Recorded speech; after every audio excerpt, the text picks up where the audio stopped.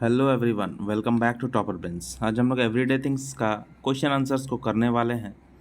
तो question answer इसका हम लोग करेंगे जिसमें MCQ, think and answer, velvet answer भी मैं दूंगा और एक्सप्लेनेशन आपको डिस्क्रिप्शन में मिल जाएगा और प्लेलिस्ट में भी मिलेगा। सारे चैप्टर्स आपको प्लेलिस्ट में मिल जाएंगे। आप प्लेलिस्ट ज़रूर विजिट कीजिए क्लास 3 का, न्यू इमेजेस नेक्स्ट का, आपको सब मिलेगा। चलिए हम लोग स्टार्ट करते हैं। उससे पहले चैनल को आप सब्सक्राइब कर दीजिए, वीडियो को लाइक कीजिए और सबके साथ शेयर भी कर दीजिए, खास तौर पे अपने क्लासमेट्स के साथ। चलिए हम लोग स्टार्ट करते हैं। पहला एमसीक्यू है, according to the speaker millionaires president even kings can not get along without everyday things.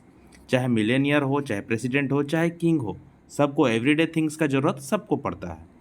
The two things everyone uses to stay clean are soap and water. जो दो चीज़ों की ज़रूरत होती है क्लीन रहने के लिए, वो है soap and water.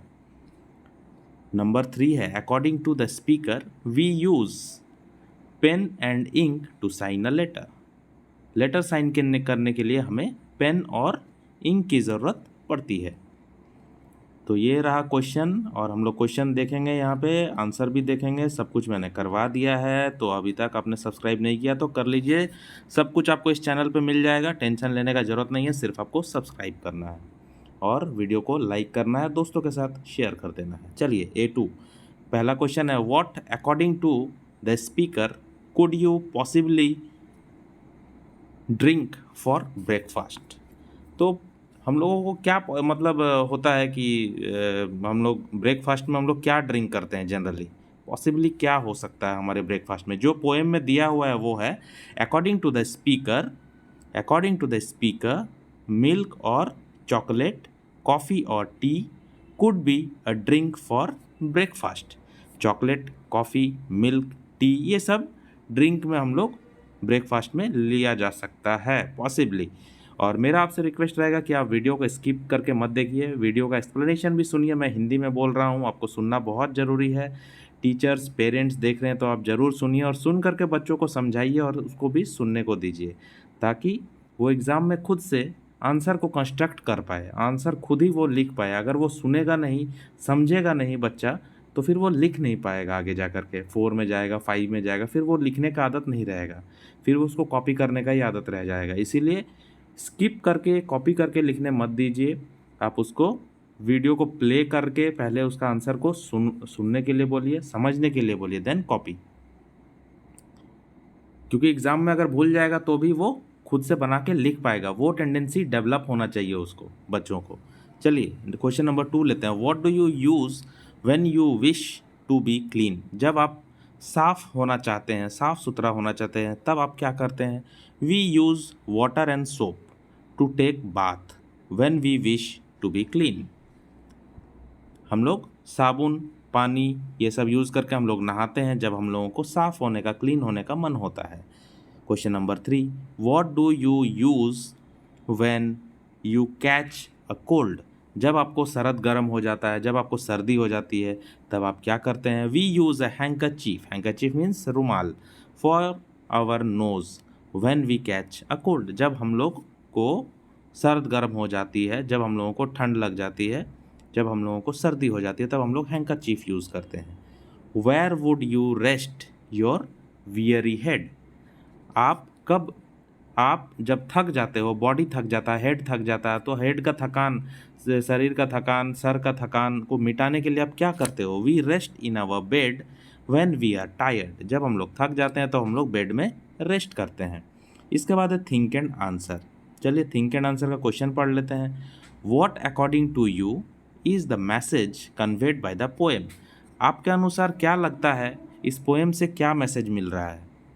The speaker wants to tell us that the daily use things are common to all people and all people are same in this respect। तो जो डेली यूज़ चीज़ हम लोग, जो डेली का यूज़ का जो सामान होता है, थिंग्स होता है, वो सबके लिए सेम होता है। चाहे वो इंसान छोटा हो, बड़ा हो, गरीब हो, अमीर हो, तो सारे लोग जो हैं वो सेम होते हैं इस कंटेक्स्ट में, मतलब एवरीडे थिंग्स को यूज़ करने के कंटेक्स्ट में। क्योंकि सुबह उठ कर के सारे लोग, गरीब हो चाहे अमीर हो, बड़ा हो चाहे छोटा हो, सबको सुबह उठ कर के फ्रेश होना है, ब्रश करना है, सब कोई करते हैं, फिर उसके बाद नाश्ता करते हैं, सबको भूख लगती है तो खाना खाते हैं, फिर नहाते हैं या फिर, है ना। तो वो काम जो डेली यूज़ में हम लोगों को जो सामान लगता है, सोप लगता है, वाटर लगता है, तो वो सबको ही लगता है। तो वही कॉमननेस यहाँ पे दिखाया गया है पोएम में कि सब कोई एक है। No matter if the person is rich और poor, he will use water and soap for bathing. कोई मैटर नहीं अगर इंसान अमीर है चाहे गरीब है, उसको नहाने के लिए तो पानी और साबुन की ज़रूरत होती है।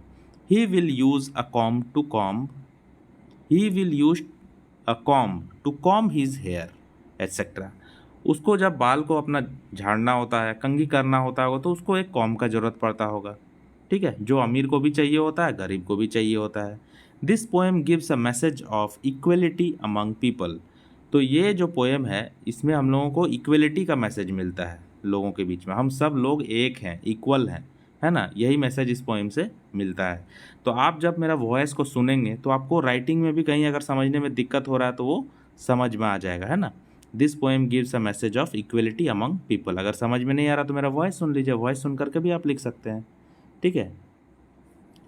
अब वैल्यूएट आंसर की बारी है। तो वैल्यूएट क्वेश्चन को हम लोग बुक से पढ़ेंगे। वैल्यूएट क्वेश्चन आप बुक से लिख लेंगे, मैंने लिखा नहीं है। ठीक है। वैल्यूएट क्वेश्चन है, this poem tells us about the things we use every day. ये पोएम हमें बताता है कि हम लोग जो चीज़ डेली यूज़ करते हैं उसके बारे में। However there are many people in this world who do not have even these everyday things. वैसे बहुत सारे लोग इस दुनिया में ऐसे भी हैं जिनको ये एवरीडे थिंग्स, साबुन, ये क्रीम, ये खाना पीना नहीं मिलता है। हम लोगों को तो मिल जा रहा, बहुत लोगों को वो भी नहीं मिलता है। We should be grateful if these things are easily available to अस।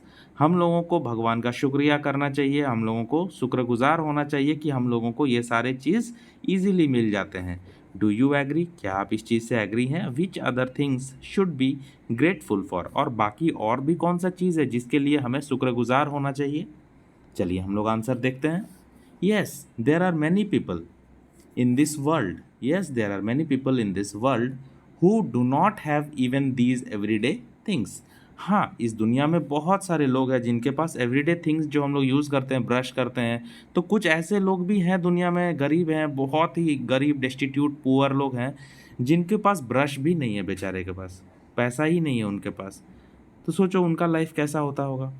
तो हम लोगों को भगवान का शुक्रगुजार होना चाहिए कि हम लोगों के पास वो है एटलीस्ट, है ना। We should be grateful if these things are easily available to us. अगर हमें ईजिली मिल जाते हैं, हमारे मम्मी पापा ईजिली सब कुछ ला करके देते हैं, हमें ड्रेसेस ला के देते हैं, खाना ला के देते हैं, वो भी अच्छा खाना देते हैं, स्कूल में भर्ती करते हैं, है ना, हमें साइकिल दिलाते हैं, तो हम लोगों को भगवान का शुक्रगुजार होना चाहिए, मम्मी पापा का शुक्रगुजार होना चाहिए कि हमें वो दे रहे हैं। बहुत सारे बच्चे ऐसे भी हैं जिनके पास कुछ भी नहीं है, जिनके लिए कोई है ही नहीं।